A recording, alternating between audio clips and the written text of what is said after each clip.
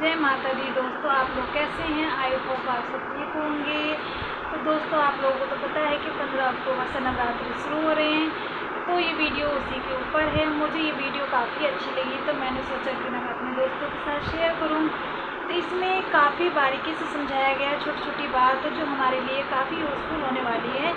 तो चलो फिर वीडियो शुरू करते हैं और वीडियो फुल वॉच कीजिएगा।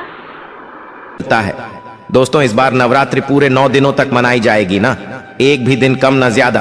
पूरे 9 दिनों तक मनाई जाएगी मां शेरावाली की विशेष रूप से पूजा आराधना की जाएगी। शारदीय नवरात्रि का महापर्व इस बार 2023 में 15 अक्टूबर दिन रविवार से शुरू होकर 23 अक्टूबर सोमवार के दिन समाप्त होंगे।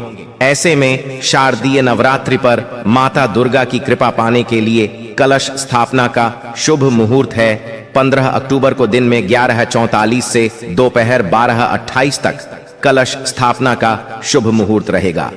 तो आइए दोस्तों जानते हैं नवरात्रि में क्या नहीं खाना चाहिए और कौन सा फल खाना आवश्यक है और क्या नहीं पीना चाहिए। आज हम विस्तार से आपको बताएंगे दोस्तों। शास्त्रों के अनुसार बताए गए भारत में चाहे किसी भी प्रकार का व्रत या त्योहार क्यों न हो, उनसे जुड़े नियम का पालन करना अति आवश्यक माना जाता है, क्योंकि जो मन के मुताबिक किया जाए वो संघर्ष नहीं कहलाता। कहा जाता है कि मनोकामना को पूर्ण करने के लिए थोड़ा सा संघर्ष यानी कि तपस्या तो पुकारा था। इसीलिए भगवान भी कहते हैं कि सच्चे हृदय से ही ईश्वर को पुकारें तो वह आपकी हर मनोकामना पूर्ण करते हैं।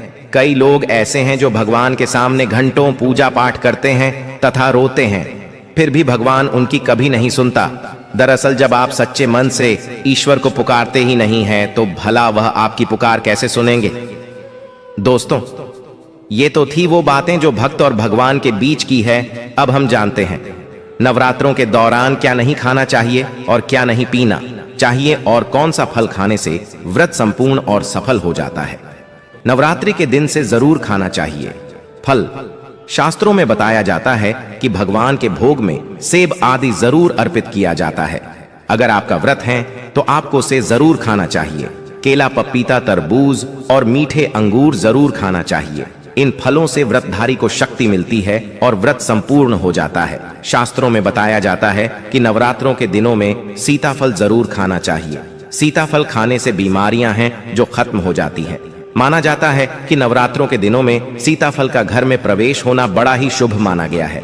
सीताफल खाने से नवरात्रि का व्रत सफल हो जाता है, क्योंकि इसमें माता सीता का आशीर्वाद मिला हुआ होता है। नवरात्रि के दौरान इसे जो भी खाता है उसे दुखों का सामना नहीं करना पड़ता। सीताफल आपको जरूर खाना चाहिए दोस्तों। नवरात्रों में व्रतधारी को डब्बा बंद लस्सी, डिब्बा बंद जूस नहीं पीना चाहिए। उसने कई केमिकल मिले होते हैं जिसके कारण आपका व्रत टूट सकता है। जब भी आप फलों का जूस पिए तो याद रखें उसमें नमक नहीं डालें, नहीं तो व्रत टूट जाएगा। साथ ही साथ जूस में बर्फ भी नहीं डालना चाहिए। फलों का सादा जूस पीने से व्रत सफल होता है। दोस्तों नवरात्रि के दौरान सिंघाड़े का आटा या कुट्टू का आटा खाने से पहले यह देख लें कि आटा पुराना नहीं होना चाहिए, क्योंकि पुराने आटे में कीड़े वगैरह पड़ जाते हैं जिसके कारण आपका व्रत टूट सकता है। क्योंकि ये छोटे छोटे कीड़े हमें दिखाई नहीं देते और आपके मुंह तक पहुंच जाते हैं। ऐसा आटा खाना मतलब कीड़े मकोड़ों का मांस खाने के बराबर माना गया है। दोस्तों भी ध्यान रहे कि महिलाएं माता रानी को नारियल अर्पित कर सकती है, लेकिन कभी भी माता रानी के सामने नारियल को भूलकर भी न तोड़ें, क्योंकि नारियल बीज रूप होता है और स्त्रियां बीज रूप से ही शिशु को जन्म देती हैं। इसीलिए कभी भी महिलाओं को नारियल नहीं तोड़ना। अलग अलग स्वरूप के हिसाब से कुछ अलग अलग भोग अर्पित किए जाते हैं, लेकिन क्या आप जानते हैं कुछ ऐसी वस्तु है जिन्हें नवरात्रि के दौरान भूलकर भी माता रानी को अर्पित नहीं करना चाहिए। अगर इन वस्तुओं को आप गलती से भी माता रानी को अर्पित कर देते हैं तो आपको व्रत और पूजन का पूर्ण लाभ नहीं होगा। इसीलिए माता रानी की कृपा प्राप्त करने के लिए आपको यह जानना अति आवश्यक है कि वो कौन सी ऐसी वस्तु है जो माता रानी के। नवरात्रि के दौरान शादीशुदा महिलाओं को सफेद कपड़े पहनकर पूजा पाठ नहीं करना चाहिए। साथ ही साथ काले कपड़े भी नहीं पहनना चाहिए। इससे पूजा व्रत आदि खंडित हो जाती है। माता की चौकी जब आप लगाए तो उसके नीचे कागज नहीं लगाना चाहिए। माता की चौकी हमेशा लाल कपड़ा बिछाकर ही बनाना चाहिए। हमेशा याद रहे नवरात्रों के इन 9 दिनों तक व्रतधारी को अपना आसन मां की चौकी के आगे ही लगाना चाहिए और वहीं पर आपको सोना चाहिए। मंदिर को नवरात्रों के दौरान अकेला नहीं छोड़ा जाता, बहुत ही अशुभ माना जाता है। इससे दुर्गा माता नाराज हो जाती है और हमेशा के लिए चली जाती है। दोस्तों, रानी को सदैव फूल वाली लौंग ही अर्पित करना चाहिए। जिन लौंग के ऊपर फूल नहीं होता या फिर जिस लौंग के पीछे लकड़ी की डंडी नहीं होती, उसको आप माता रानी के पूजन में भूलकर भी इस्तेमाल न करें।